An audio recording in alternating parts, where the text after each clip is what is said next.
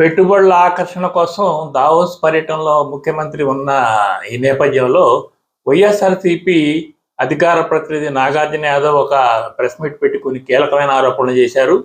పెట్టుబడుల కోసం అంత దూరం వెళ్ళటం, దాని ప్రచారం కోసం కోట్ల రూపాయలు ఎన్డీటీవీ లాంటి టీవీలకి అప్పచెప్పి ప్రచారం కోసం ప్రాకులాడుతున్న కూటమి ప్రభుత్వం రాష్ట్రంలో ఆల్రెడీ పెట్టుబడులు పెట్టడానికి వచ్చిన వాళ్ళని పారగొట్టేసింది. ఆల్రెడీ సంజయ్ జిందాల్ ఈ జేఎస్డబ్ల్యూ కంపెనీ వాళ్ళు ఈరోజు మహారాష్ట్రలోని గడ్చిరోలి ఏరియాలో 3,00,000 కోట్లతో స్టీల్ ప్లాంట్ ఏర్పాటు చేస్తున్నారు. ఆ ప్రకటన సంస్థే కాదు, మహారాష్ట్ర ప్రభుత్వం కూడా ప్రకటన ఇచ్చింది. అలాంటి జిందాల్ సంస్థ కడపలో గ్రీన్ స్టీల్ ప్లాంట్ ఏర్పాటు చేయడానికి 8,500 కోట్ల రూపాయలు పెట్టుబడి పెట్టడానికి సిద్ధమైంది. ఆ పెట్టుబడి పెట్టడానికి సిద్ధమై భూమి పూజ కూడా చేశారు. అదేవిధంగా రాష్ట్రంలో ఒక 6 ఒప్పందాలు చేసుకున్నారు.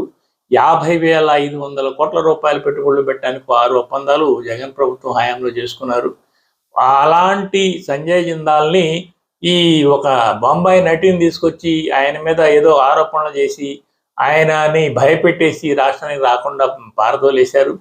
అదేవిధంగా దాల్మియా కంపెనీకి చెందిన 11 లారీలని లోకల్ నాయకులు కప్పంగట్లేదని చెప్పి ధ్వంసం చేశారు.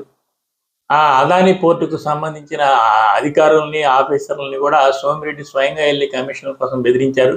ఈ రకంగా రాష్ట్రంలో వచ్చిన పెట్టుబడిదారులను బెదిరించడం, రకరకాల ఆరోపణలతో వాళ్ళని పారగొట్టడం ఒక పక్క జరుగుతుంటే, దావోస్ వెళ్ళి పెట్టుబడులను ఆకర్షించడానికి వీళ్ళు ప్రయత్నించడం అనేది విచిత్రంగా ఉంది.